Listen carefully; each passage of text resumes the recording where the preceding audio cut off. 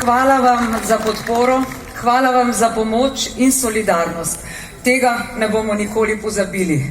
Zdaj vem, da tuja rana boli. Naj živi Slovenija. Slava Ukrajini!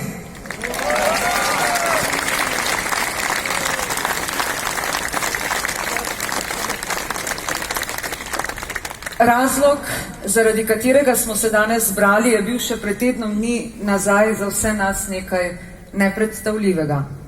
Vojna v Ukrajini, vojna na pragu Evrope. 30 let po tisti, v kateri smo branili Slovenijo in smo verjeli, da je to zadnja, ki jo bomo doživeli. V tem tednu se je Ukrajina spremenila.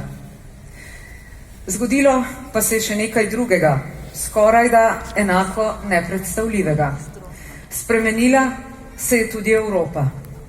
Iz negotove in pri mnogih vprašanjih pogosto razdeljene skupnosti je v tednu dni enotno stopila v bran narodu, ki je postavljen pred strahotno preizkušnjo. K besedi sedaj vabim predsednika Državnega sveta Republike Slovenije, gospoda Alojza Kovšco. Izvolite.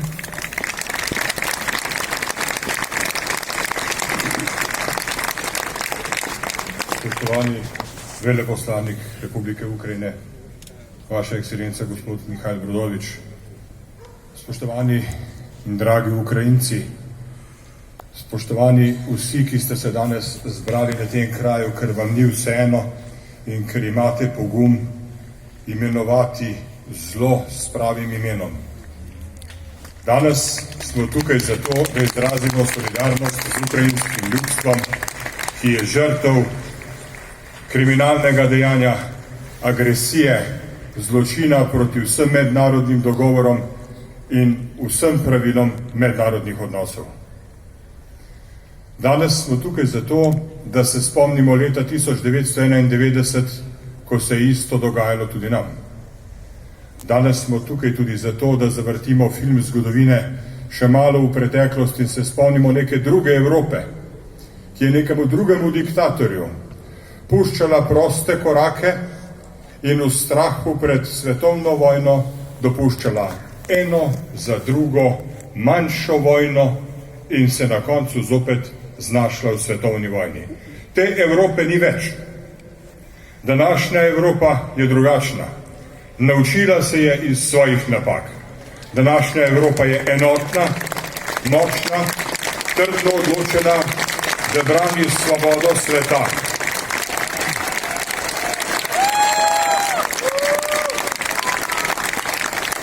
Današnja Evropa pozna ceno svobode. Plačali jo bomo z višjimi cenami energentov, s krizami v našem gospodarstvu. Ampak ne bomo dopustili, da začnejo padati domine svobode in demokracije.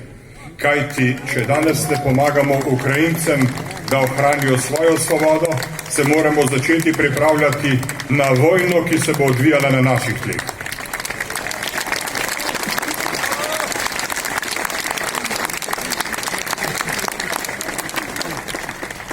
Vojna ni bila nikoli rešitev. Mir se ohranja v dialogu. Ampak svoboda se pa vedno brani z orožjem. In vsako ljudstvo ima pravico do svoje svobode in naša dolžnost je, da vsakemu ljudstvu pomagamo z vsemi sredstvi, da ohrani svojo svobodo. Tako je.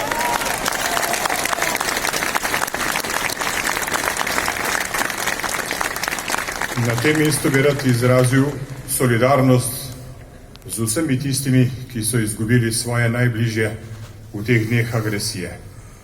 Brez dvoma še več jih bo. Brez dvoma se ukrajinski narod nahaja pred hudo preizkušnjo. Ampak tudi z našo pomočjo verjamem, da bodo to preizkušnjo prebrodili. In od tukaj kličem tistim junakom, ki prav zdaj s puško v rokah branijo svojo očetnjavo. Slovenija je z vami je ves svobodni svet, zmagali boste.